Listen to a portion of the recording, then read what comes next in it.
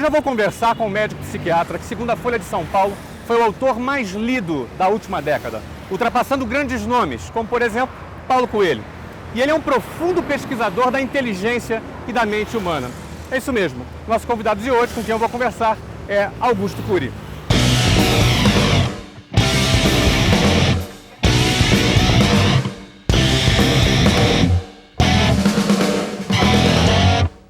Muito bem, eu estou aqui com meu amigo Augusto Cury. Tudo bem, Augusto? Obrigado por estar aqui falando para o pessoal do Geração de Valor. É um prazer enorme. Geração de Valor tem tudo a ver com o futuro da humanidade. É um prazer enorme contribuir com vocês. Maravilha, Augusto. Então, já que você falou do futuro da humanidade, a humanidade está mais triste ou está mais feliz? Olha, nós esperávamos que tivéssemos a geração mais feliz nesse século, início de século, mas, infelizmente, estamos diante da geração mais triste. Nós precisamos de muitos estímulos para ter migalhas de prazer, porque estamos perdendo algumas funções nobres da inteligência, entre elas a capacidade de contemplar o belo, fazer muito das pequenas coisas. Se você quer ser feliz, se você quer expandir o seu prazer de viver e até a sua criatividade, nunca esqueça, faça muito do pouco. Ou seja, gaste mais tempo abraçando, se interiorizando, observando, fazendo das pequenas coisas um show para a sua existência. Se precisar de muitas coisas para ter migalha de prazer, pode ter uma vida miserável e, infelizmente, frustrada sócio e profissionalmente. Como psiquiatra, pesquisador da psicologia e escritor, eu tive uma trajetória onde eu tive que transformar fracassos em sucessos, lágrimas em sabedoria. E aprendi que ninguém é digno do sucesso ou do pódio se não usar suas derrotas para alcançá-lo. Quem quer ter um céu sem tempestades ou caminho sem acidentes, não terá grande êxito na sua existência.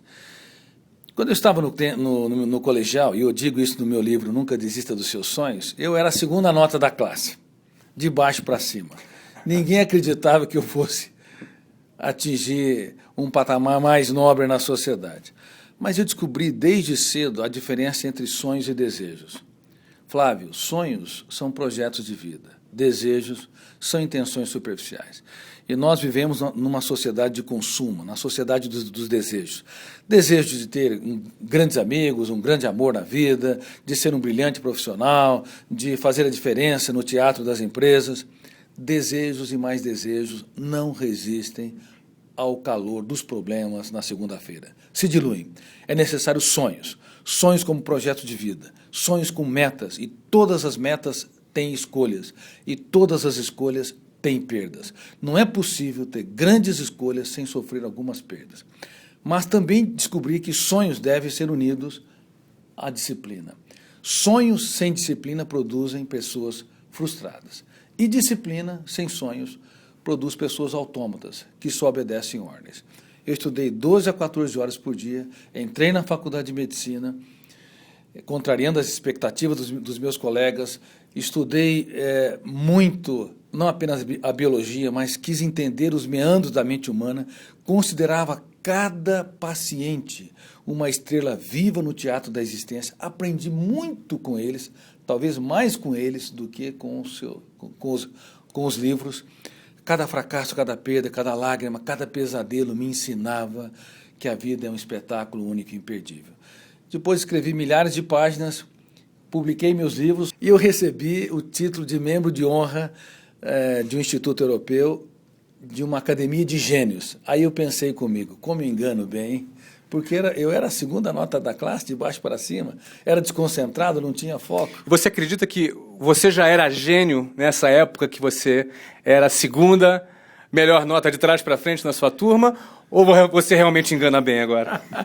Eu não era um gênio e continuo não sendo um bom gênio.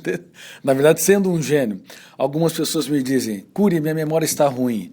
Eu falo, não se preocupe, a minha está péssima. O meu córtex cerebral não é um grande armazém, não tem uma capacidade de registrar tudo com uma facilidade grande. Mas descobri como pesquisador da psicologia e como autor de uma das poucas teorias mundiais sobre a formação de pensadores e a construção de pensamentos, teoria esta que é usada em institutos de gênios, que todo ser humano tem uma genialidade. Cada espectador que está nos ouvindo tem um potencial incrível para ser libertado. Garra, liberdade criativa, pensamento abstrato, raciocínio esquemático, disciplina, capacidade de se colocar no lugar dos outros, capacidade de escrever os textos mais importantes da sua vida nos momentos mais difíceis da sua história.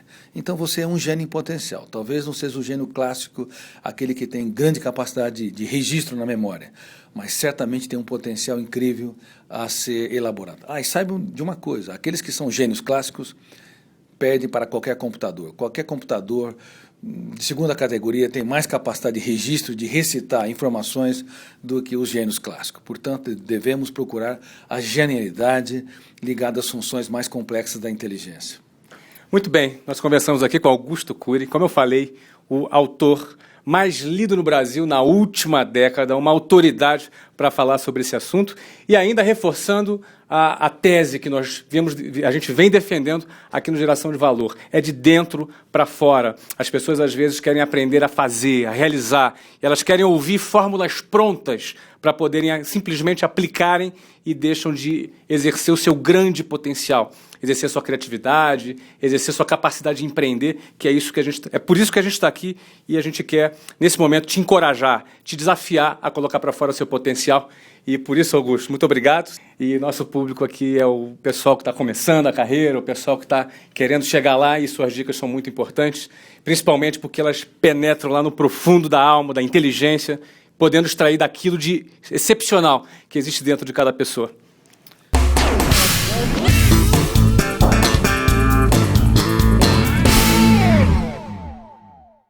Estar do lado de pessoas que reclamam é muito chato, é muito desagradável. Azar, vida, nunca mais veremos terra. Eu compararia aquela tortura chinesa, sabe? Aquela gotinha pink, pink, pingando lentamente na sua testa.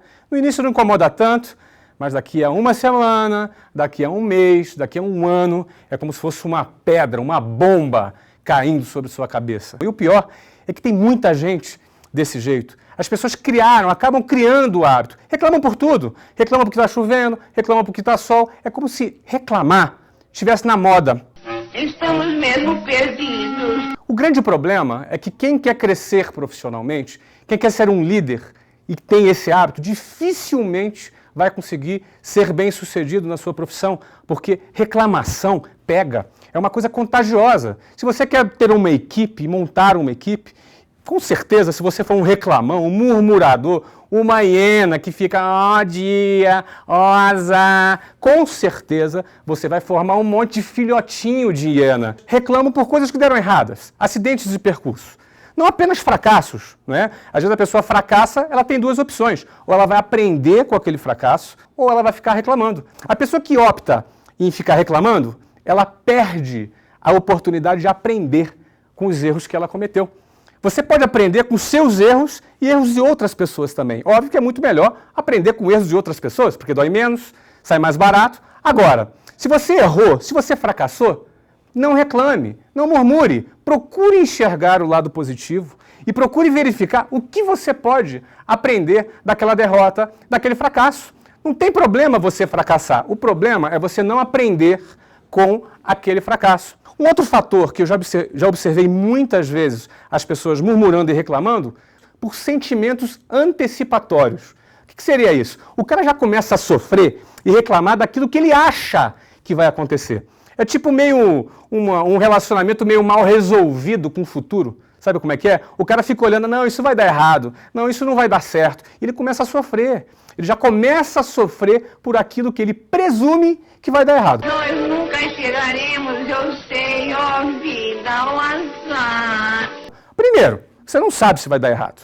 Segundo, se der errado, você tem que se preparar e não ficar reclamando, e não ficar murmurando. Outro tipo de reclamação e murmuração, às vezes isso acontece muito entre casais, entre amigos, ou até entre colegas de trabalho, é aquela reclamação assim, olha, ele fala para o amigo dele ou para o parceiro dele, olha, eu acho que a gente não deve fazer isso. Aí o outro colega argumenta, não, vamos embora fazer por isso, ganha ele no argumento, aí ele concorda. Quando ele concorda, os dois estão juntos.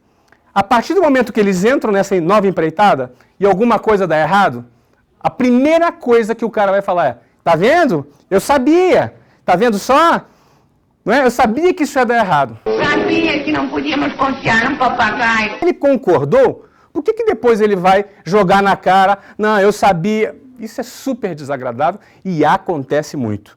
A moral que ninguém quer ficar do lado de uma pessoa que reclama, de uma pessoa que murmura. O fim de uma pessoa que reclama e murmura é ficar sozinho.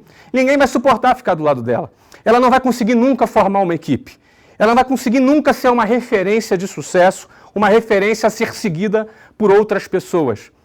Além de tornar o ambiente pesado e um ambiente meio de fracasso, aquele ambiente meio nojento. É assim que eu classifico um ambiente permeado por reclamações e por murmurações. Então, eu quero te encorajar a refletir sobre o seu comportamento, a refletir sobre, eventualmente, algum hábito que você tenha adquirido de ficar reclamando e de ficar murmurando.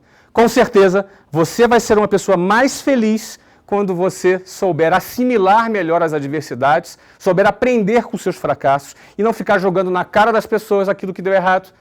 E também, quem estiver do seu lado vai ter muito mais prazer em estar com você, vai ter muito mais prazer em conviver com você. Fica a dica nesse vídeo do Geração de Valor.